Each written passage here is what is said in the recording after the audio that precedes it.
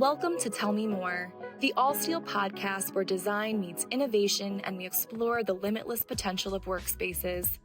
In this exclusive series, we're peeling back the layers of workplace design. From the psychology of colors to the future of hybrid work, join us as we open doors to conversations with industry leaders, architects, and designers who redefine the modern workplace. This is Tell Me More, brought to you by Allsteel, because when it comes to designing the future, there's always more to discover.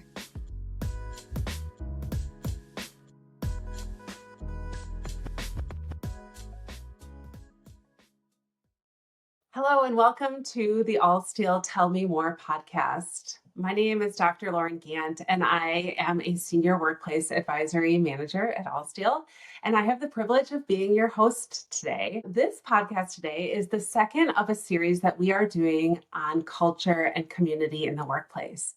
If you joined us on the first episode, you know that we dove into the individual's experience of community in the workplace and really what that meant from a day-to-day perspective.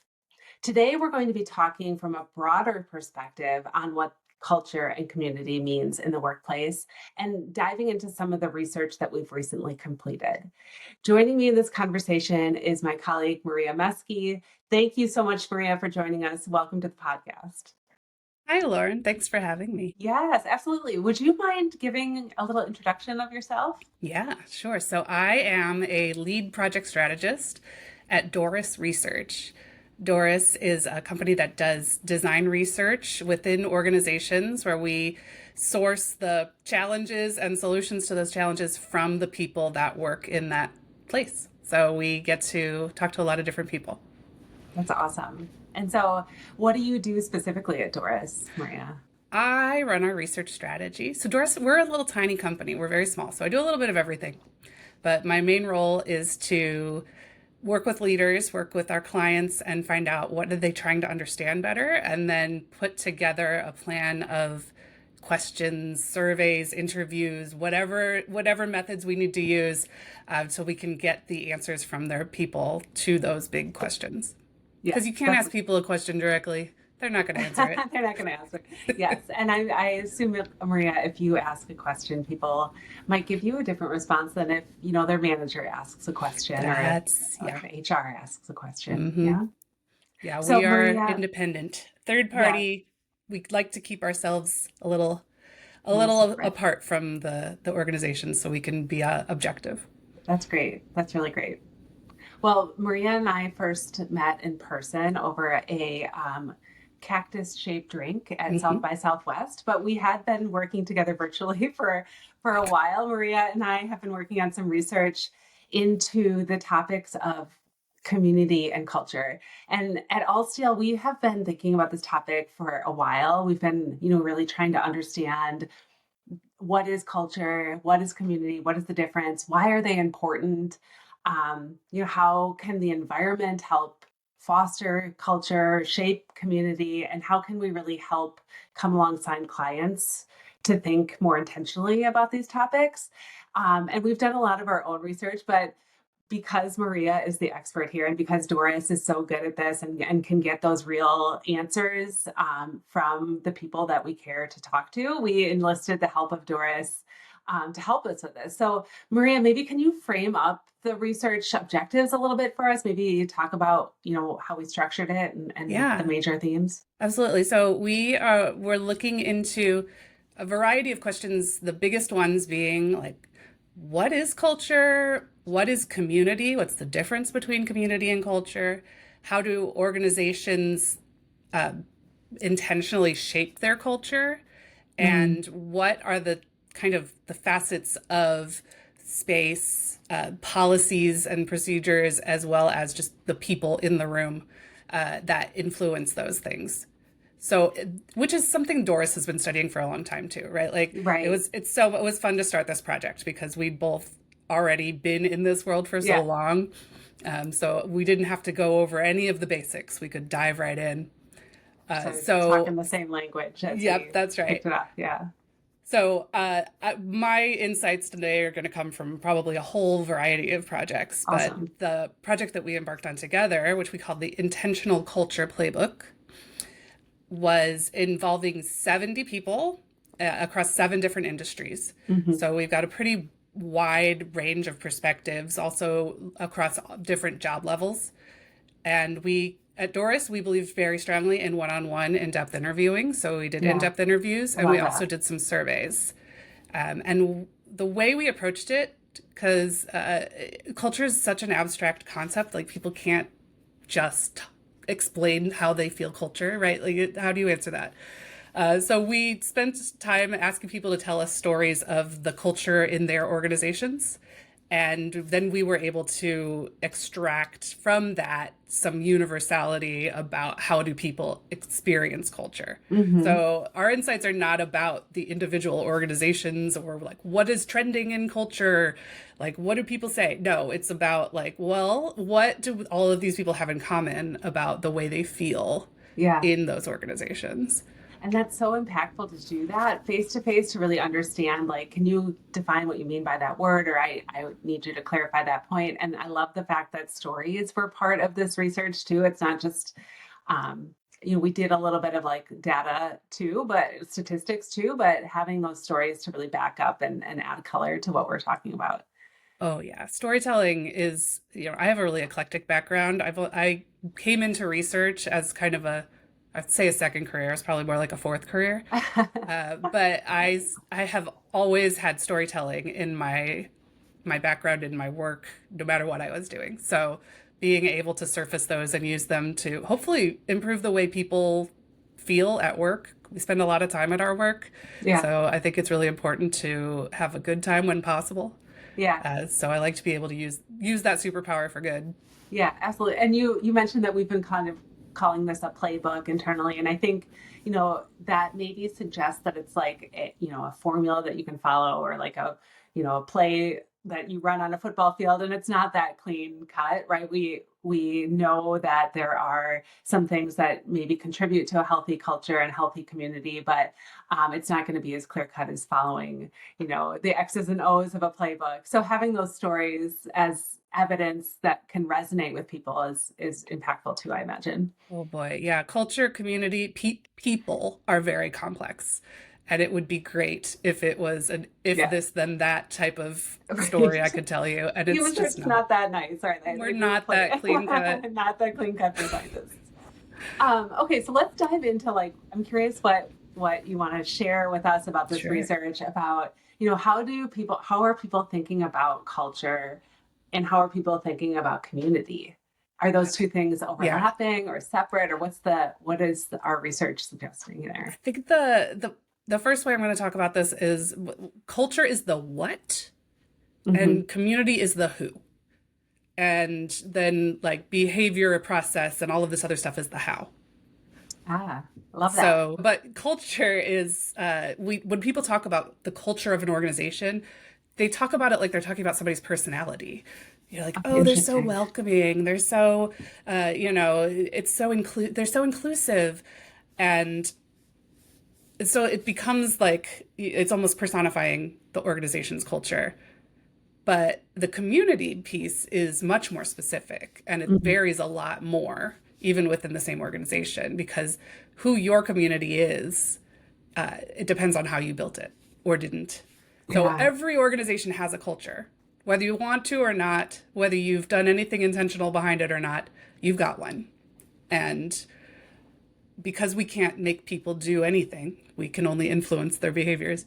The organizations that are happy with their culture have done a lot of work to try to shift people to behave in the ways that they want, which is then felt as this very welcoming or inclusive or whatever that word is that people are using to describe it. That's how you feel it. Community may or may not, you may not have community in your workplace. And you may have community in your workplace, but not every employee is going to feel that community, because that is, as I mentioned, like a lot more about the person who's talking than it is about something a leader can do for you. But that said, people are generally happier when they do feel community at work. So I think it's harder to influence because it has a lot more to do with the individual personalities, but it's still something to shoot for. And you might not agree with this. I'm just going to throw this out there. You might hate this analogy, but it's almost like the culture is like how you would describe a blind date to somebody, like this is who you're going to go meet. And the community is like once you get to know each other and you develop that relationship, how you actually understand those personality traits. Yeah. Yeah, I think that's probably pretty close. It's like, what is it? There's something there. Yeah, and I think even in an organization that does not have a great culture, or even an organization where people are unhappy with the culture, they may be very happy with their community. Okay, interesting. Because you form, often so we always ask in our research, we always talk to people about their connection at work. And that also overlaps here with community. And people seek connection, largely everyone does to some degree. And your connection is always strongest with the people you engage with most frequently. It's rare. It takes a very specific personality to like go to someone on the other side of the building on a completely different team and start up that conversation to build a relationship. If there's not an actual like purpose for you to first start talking, it's harder to do that. So you could have an organization where everyone is like, oh gosh, like it's like being at war, right? Like you're in the trenches with these people, and that is a way to form community as well. You can have I've got some great relationships and friendships that have come out of really dismal cultural situations. We're going to get through this together, sort of that trauma bonding, if you will. That's right. Interesting. So we are figuring out that culture always exists, and community is kind of the wild card, whether we have it or not. And if it exists, am I as an individual part of that? Yeah. So how are people talking about that? Are they talking about that as something, that keeps them productive? Are they talking about something as an experience that they are looking for when they're looking for jobs? Or what is the meaning that people are tying to that? There is definitely benefits to having a community in your workplace. And so usually people coalesce around shared goals. Shared, if the goal is we're surviving this terrible situation, that's still a shared goal. Right. But generally, in a workplace, if you're working on the same project, if you're working towards the same mission, that is a good foundation for community. And people talk about that connection using really similar words, right? Like they want authenticity, they want support, they feel seen, they know about each other a little bit outside of their function in the workplace. That is universally true. And I've been hearing that for years in our workplace research, right? Like to be connected means to open up yourself just a little bit beyond just the work you have to do with each other for the function of your job. And once you have that, then you're more protected from burnout because you know that people are going to help you. Yeah. You are more willing to take risks because you trust the people that you're engaging with. So like there are some serious benefits to an organization as well as the individual. And productivity and all the rest. Yeah. I'm curious about the word authenticity that you use there. Can you talk to me a little bit about what you mean by authenticity in this conversation? Yeah, I think authenticity is really critical. So in terms of community, it's critical as an individual because you feel like if you're going to build trust in somebody, you need to know that the way that they are portraying themselves is not false. But it's also super critical in the context of culture because in this research that we did, 72% of the people we talked to said that they understand what the intended culture is at their organization. They've heard it, they know how to talk about it. But only 31% felt like it was actually happening the way that it was described. Just saying like these are our values and this is how we do things isn't enough. You actually have to behave in line with those values for it to be your true culture. Interesting. It's about what happens in day to day. It's not about what happens, once a year when you have an all staff meeting and talk about your values. Right. The phrase you use just caught my ear, the intended culture. 72% understood the intended culture. There's something there about, how we are projecting ourselves outward versus that 30-some% that said this is actually the culture that I feel day to day through the communities that I participate in. Yeah. So at Doris, we have four core values that we talk about, and they are up on the wall. It's kind of a joke that people always make, like, "Oh, well, the values are on the wall." Go But check the values. yeah, look at the wall. But we actually use them in hiring. We use them in training. We are constantly referring back to them and saying, this is how this value aligns with this thing that we do in our process, or this is how we treat each other, and it ties back to this value. So for me, I feel like that's a pretty strong, authentic, it's not just an espoused value, but a lived It's not value. just something on the wall. It's you're understanding it day to day. And I would imagine, you can tell me if I'm wrong, but I would imagine that gives you a little bit of confidence too, to say like, I'm making this decision because of this thing, or this is how we interact with each other. And I know that's okay because of this value, or I'm showing up in this way and that's okay because I have demonstrated these values within the place I work. I think a lot of people are attracted to a workplace that has strong values because they share that value. And so there's nothing that really hurts more, I think, than joining a workplace because you share a value and then finding out that that's not a true value in practice. Yeah. Because we, as people, we hold our values very close to our identity. And so it can feel like an attack on you as a person when that value is not being upheld. Oh, that's so interesting. So do you have any more insight into that, where that disconnect happens between the intended culture and the perceived culture? So the behaviors have to be aligned from the very top all the way down. I talk to leaders all the time, and I think they're tired of hearing like, oh, you have to model that behavior. But you really do. Like, that's part of the job. Yeah. Because if you as a leader are saying our value is people take time to take care of themselves, they take time for recovery, they should be taking breaks. We want to see you away from your desk, throughout the day so that we know that you are taking care of yourself.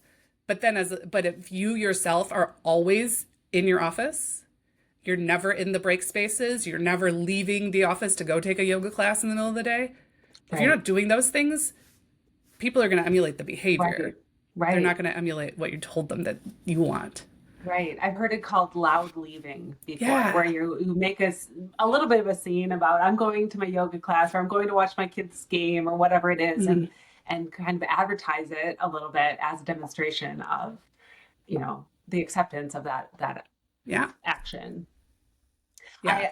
This is maybe too personal of a story, but I have been called a bully one time in my life. The only time that anybody ever called me a bully was when I was talking to a leader, and I was suggesting that this leader use the alternative workspaces throughout the room, throughout the floor plate, to like model the fact that we want them to use that. And that person called me a bully and said I was telling him where to work. So that has just stuck with me. But I was like, well, we can figure out another, like, somebody needs to use these spaces. If it's not you, it needs to be somebody else. But yeah, I worked with a client recently, and one of their kind of outcomes of the project was that one of the leaders was going to take on building some guidelines for the leadership team of like, here is how you model this behavior. So one of the challenges we heard from them was like, well, we have this like ping pong table, but if I'm away from my desk, people are looking at me like I should be working, and so I don't want to use it, right? Like that's a real thing. You've got, again, this is to navigate, right? Like the ping pong table is there, but are people using it? But if no one uses it and people are like, I don't feel like I can be away from my desk because I feel like if I'm at work, I'm supposed to be working. And yet you see this thing right? Like that is a good example of a disconnect between stated values and then what's actually happening in the room. You've got some things reinforcing one message, you've got other things reinforcing a different message. Right. And a disconnect between the design of the environment, literally, and how people are working, or how people, are showing up together in that space. And so this leader team, we asked one of them she's taking on making this thing, and she came back to us at Doris after that meeting and said, I don't want to tell these other leaders what to do. Like, that doesn't feel like it's my job. She could be called a bully at some point. She could be called a bully. But and because I think when we talk about holding each other accountable, we often immediately go to like, well, what's the punishment if I don't do it? Like, that is what I think everybody's knee-jerk reaction to the word accountability can be. I'm not going to say, maybe not everybody. It's definitely how I feel. Yes. Like if you say like hold each other accountable, it's like, oh, that means I have to tell somebody when they've done something wrong. And so we talked with her and we were like, there doesn't have to be anything punitive in these guidelines. It can just be suggestions of like, here are ways that you can do the thing that we all agreed we wanted to do. And maybe it doesn't feel natural to, like maybe you are somebody who eats at your desk and that's just what you do. And that's how you like to be. It's not going to feel natural to go and eat out in the open area in the cafe. You might have to do it anyway.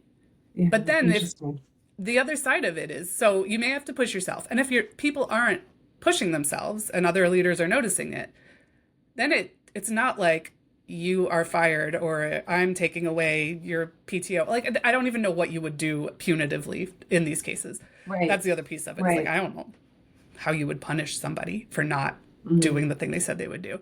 But you can have a conversation about it. Be like, hey, did you do this? How's it going? Did you try? Right? Yeah. Like, and you might learn something about, the space isn't conducive to that exercise, or I feel this sort of barrier. I mean, you might learn something really interesting. Yeah. And that's actually one of the things that we were studying in this. This is a great segue. We did it. One of the things we were studying is how are people measuring these things? How are we tracking different elements of culture or connection or things? The short answer is we're not. Yeah. But we know at DORIS, this is data we've been collecting for years. Like, what you are measured on is where you put your priorities. Right. What you are held accountable to is what you will make your priority. Right. So even if you are just bringing it up, you're keeping it in front of people. Mm-hmm. So if you in your one-on-one, if someone has said like, as in this organization, we make sure that we say hi to everybody in the office every day. If you're never asked if you're doing that or how it's going, it's gonna be real easy for you to fear. That's not your inclination. It's gonna be real easy for you just to not do that. But if someone brings it up, if you're in a one-on-one with your supervisor and they're like, hey, I noticed you hadn't been talking to anybody, it's going to become much more a part of your life because other people are holding you accountable, even if there is no real loss if you're not doing it. Right. Yeah, and just the recognition, the noticing of it. Yeah. So interesting. Are there other things that you've found could bring those things better into alignment, this intended culture and the sense of community? I think there's a couple of steps. I think one of the early steps for leaders is get aligned on what you want it to be, what you want your culture to be. Yeah. I don't know that everybody is. Yeah. Right? You can't start checking if you're meeting a target if you don't even know what the target is. Yeah, good point. That helps. Start somewhere. And then you need to figure out, are the things that you do in this organization, whether they're formal things or informal things, the things you have in your space, right? Like all of that. What is it? You talk about it all, steel, people, policy in place, right? That's right. Yeah. Aha. So are your place and policy and people all aligning with this target you've set? Or do you have policies and behaviors that are going counter to what you're telling people you want? And how do you really need to? How do you understand that? Do you think? I think it's really nitpicky and it's not intuitive because it's not like you have a binder you can open and be like, this is yes, this is no. Yeah. Right. Like I think it's building an awareness. Mm-hmm. And I think it also involves, spoiler, the woman who talks to people for living is going to say, you got to talk to your people. Yeah. You got to find out. Yeah. Because you can only see out of your own eyes. Right. Right. So especially if you're a leader, you're only seeing top level stuff, right? Yeah, you're not. And we very quickly forget. If you move into a private office, you very quickly forget what it's like to sit out in an open office in a cubicle or, just at a desk. And it's very easy and it's natural and there's nothing wrong with it to not be able to take that perspective. Yeah. Yeah. And so you have to talk to the people who are living that and find out how their experience is being impacted. Right. We can't be human centric without, talking to humans. You right? gotta talk to humans, Yeah. which is not everybody's favorite thing to do, but it's really important.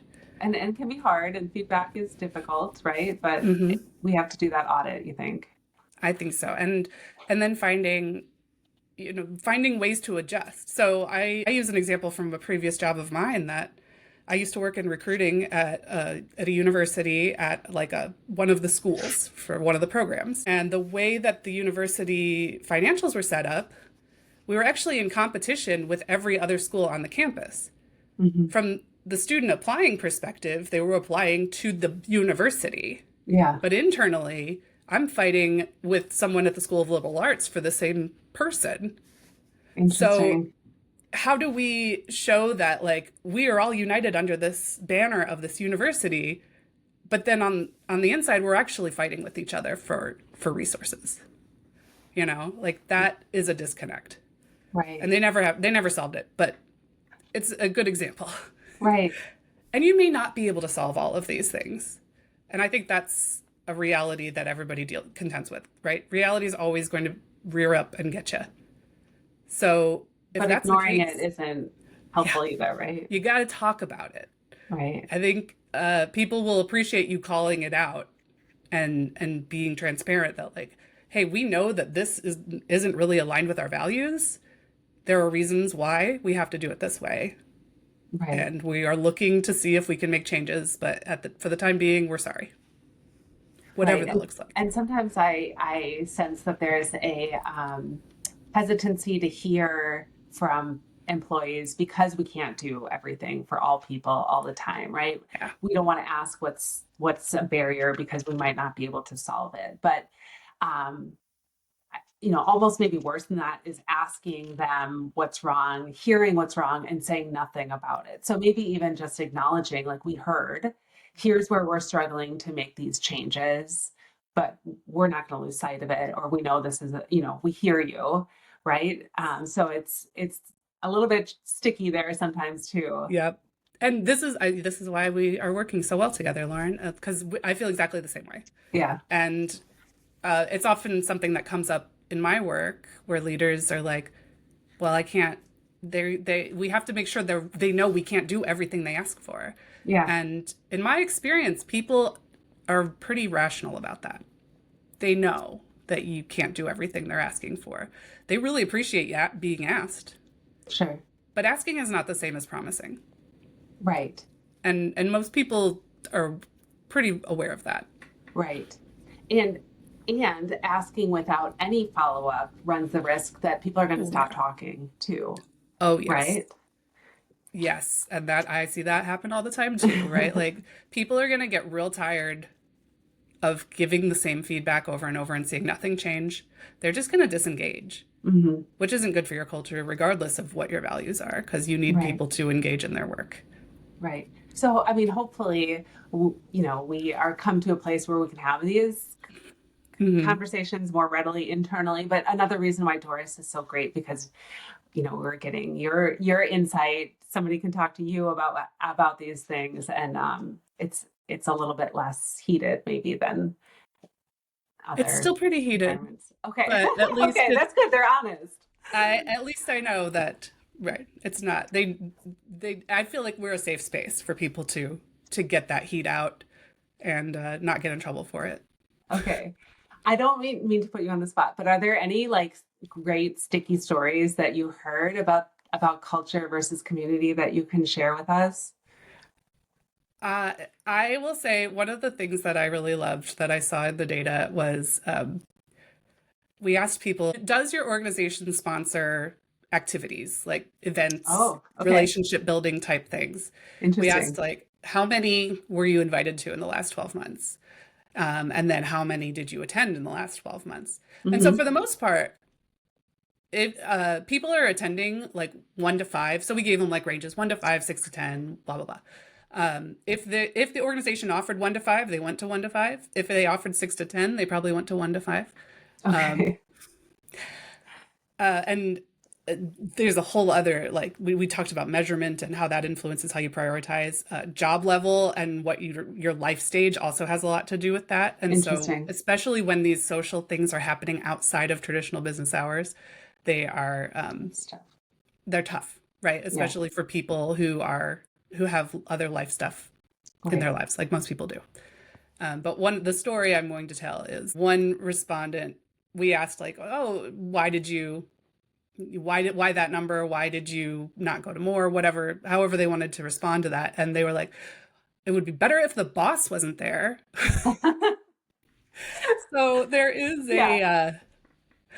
come for the beginning, show your face, and then like you gotta, then we want because we're telling you have to model what you want to see. So you do have to go.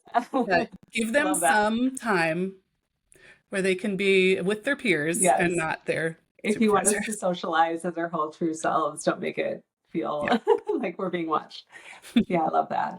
I love that they gave a little spice too. Oh yeah, we always get a little spice. Wonderful.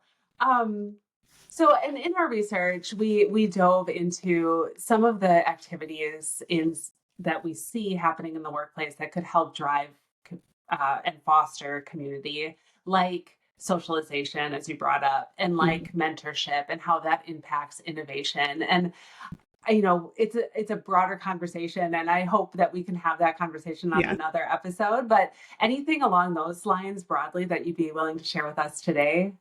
This research really gave me like an aha, wow, I hadn't thought about it that way type of thing around the concept of innovation. So one of the things we ask people is like, do you feel you're encouraged to innovate?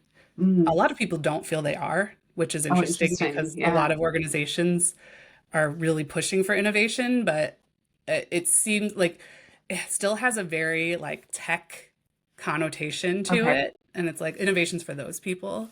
I'm just going to do what I was asked, which is not, I think, ultimately what innovation really is, or how it moves things forward. Like you can innovate on anything that you're doing, 100% process improvement, right?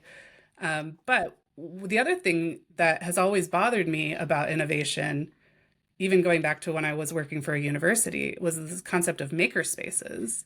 And a makerspace being like, ooh, we have innovation, we have a makerspace that everyone can use. And I was like, well, what about a thinkerspace? And they're like, what? That's nothing. It's not nothing. Like, well, how do I know what I want to make? Right? Like, right. How do I know? And where am I coming up with the thoughts? That has always been in the back of my head. And then through this research, people were able to really articulate that, like, in order to be innovative, in order to come prepared to those brainstorm whiteboard sessions or go to a maker's space and make something great, in order to do that, they need both time away from their other tasks where they can clear their mind. We all talk about like the ideas that come to us in the shower, right? Like you need time away. Yes. Yeah. You also need to physically get away from the environment that you associate with your day-to-day tasks. So we had people telling us like, I need natural light. I need, it needs to be informal. I need to see other people. And it's different for everybody, but the through line is, it is not my desk. It is not a conference room, right? Like it is not a workspace. And that is where people feel like they can get out of the weight of their regular lives and have that fresh air for thinking space. Yeah, it does feel like an easy connection to make between like, if I want to be creative, I have to be in a creative space. I can't be in the, white box of a conference room or whatever it is. If I want to be innovative, having some sort of inspiration or like distraction could be really helpful in those spaces. And I think there's a toggling between working alone and working with others that supports innovation. Because we at DORIS, we talk about work, and one of our frameworks kind of breaks it down to whether people are alone or they're with other people. Okay. And now I'm like, how do I show innovation on here? Because innovation is like, you're going back and forth in these boxes. And we talk so much about that group time. Yeah. But you have to be prepared for that group time for it to be the most fruitful thing. Right. Which means you need some time to prepare a way. And then often you don't settle on the thing in the room. Right. you got to go back alone. Everybody's got to split back up and process what happened and figure out how to put the pieces together. And then you come back together. Yeah. Yeah. It almost relieves a little bit of the pressure of those brainstorming meetings. If it's not like we need to fix it or solve it in this 30-minute block. It's like we're gonna iterate on this, and we're gonna, like, this is our time to, ask more questions, and we'll figure it out later. And like, I put so much importance on having different brains in the room and getting other people's perspectives. Yeah. But everybody also thinks differently. And I used to have a colleague who wanted to like sit together and write a document together. And I was like, I can't like co-write something with you in that moment. That's just not how my brain works. Yeah. If you tell me what you need me to do, I will go away for a half hour and I will bring you something.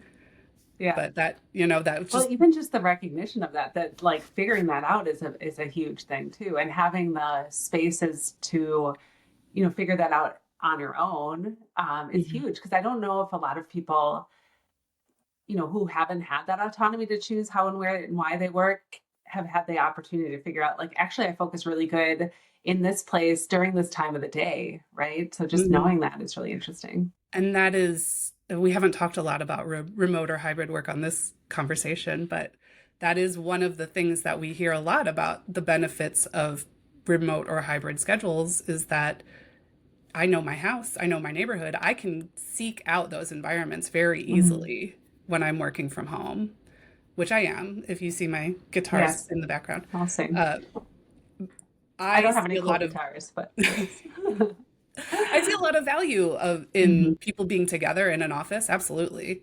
But most offices do not offer that kind of environment, whatever. I don't know what we want to call that environment. We got to come up with a cute name for it, where people can get away and think. I'm gonna think about that. But I imagine the fact that you, I presume, feel some strong sense of community with your coworkers helps you work from home and feel confident in the fact that you are still a supported employee. You still, are not on an island when you're working outside of that space. So there's definitely, it's not community only happens in the office, but it bridges, I imagine, into that hybrid or remote work as well. Yeah, community is not it's easier to build it when you're together in person, but once you have it, the foundation of it pretty strong, it carries you everywhere, traveling for work or just touching back in. My office uses Slack. And so when I'm traveling, I will check in on the Slack. And sometimes I'm checking in with nonsense that's not related to work. And it's just me like reaching out for a little bit of connection because I feel like I'm separate because I'm physically separated from the group. Yeah, what's going on? What's going on in the HQ? I love that. Well, Maria, I really appreciate you diving into this conversation with us. I'm so excited to dive more into the research when we start, sharing some of those results, talk to you more about socialization and mentorship and innovation. And I just really have enjoyed working with you and look forward to sharing more of your brilliant findings with this research. So thank you so much. Anything else you want to leave us with before we sign off?